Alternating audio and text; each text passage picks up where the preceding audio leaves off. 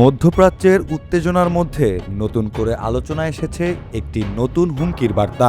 যুক্তরাষ্ট্রের president Donald ট্রাম্পকে হত্যা করতে পারলে $1 কোটি পুরস্কার দেওয়া হবে বলে দাবি করেছে ইরান সমর্থিত একটি ইরাকি সশস্ত্র গোষ্ঠী।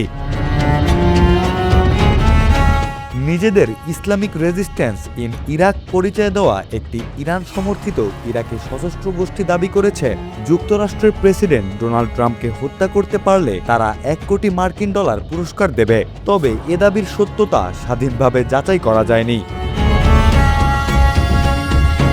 ইরানের রাষ্ট্রায়ত্ত বার্তা সংস্থা IRNA এবং রাশিয়ার রাষ্ট্রায়ত্ত সংবাদ মাধ্যম RT বৃহস্পতিবার রাতে এ তথ্য প্রকাশ করে। গোষ্ঠীটির দাবি, IS বিরোধী যুদ্ধে নিহত কয়েকজন কমান্ডার সম্পর্কে ট্রাম্পের অপমানজনক ও ঔদ্ধত্যপূর্ণ মন্তব্যের জবাব হিসেবেই এই ঘোষণা দেওয়া হয়েছে। যুক্তরাষ্ট্রের রক্ষণশীল রাজনৈতিক কর্মী লরা লুমার সামাজিক মাধ্যমে অভিযোগ করেন, রুশ রাষ্ট্রায়ত্ত সংবাদ মাধ্যম ট্রাম্পকে হত্যার জন্য ইসলামিক রেজিস্ট্যান্স ইন ইরাকের ঘোষিত $1 কোটি পুরস্কারের খবর প্রচার করেছে। তিনি লিখেছেন, প্রতিদিনই রাশিয়া আরও স্পষ্ট করে দিচ্ছে তারা আমাদের মিত্র নয়। গোষ্ঠীটির সহযোগী যোগাযোগ মাধ্যমে প্রকাশিত এক বিবৃতিতে ট্রাম্পকে ইরান সমর্থিত জ্যেষ্ঠ কমান্ডারদের মৃত্যুর জন্য দায়ী করা হয়।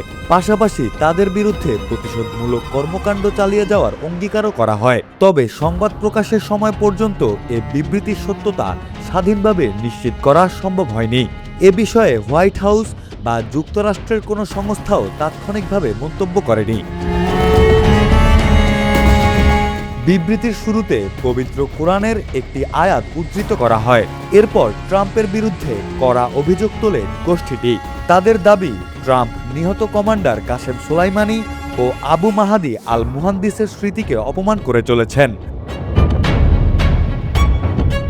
বিবৃতিতে ট্রাম্পের মাথার দাম $1 কোটি ঘোষণা করা হয়।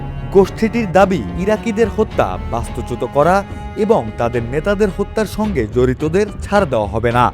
শেষেও ট্রাম্পকে লক্ষ্য করে নতুন করে হুমকি দেওয়া হয়।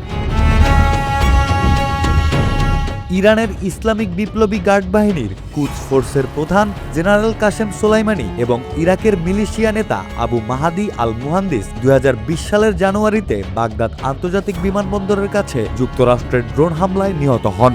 এই ঘটনার পর যুক্তরাষ্ট্র, ইরান এবং ইরান সমর্থিত সশস্ত্র গোষ্ঠীগুলোর মধ্যে উত্তেজনা উল্লেখযোগ্যভাবে বেড়ে যায়।